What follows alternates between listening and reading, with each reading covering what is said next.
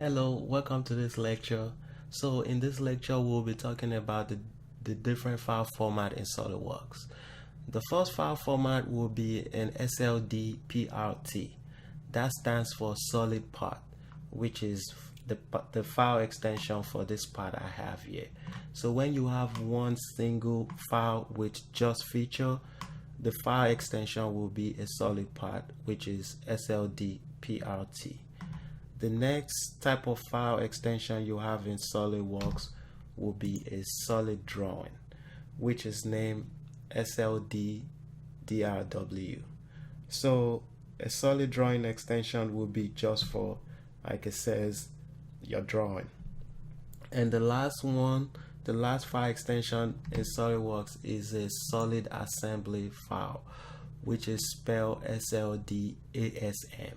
So anytime you have an assembly like this one where you have multiple components in it, is just not a feature, is actually multiple parts in it, the file extension will be solid assembly, which is spelled SLDASM.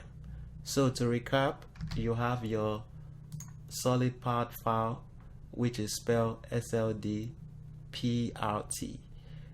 You have your solid drawing file, which is spelled SLDDRW,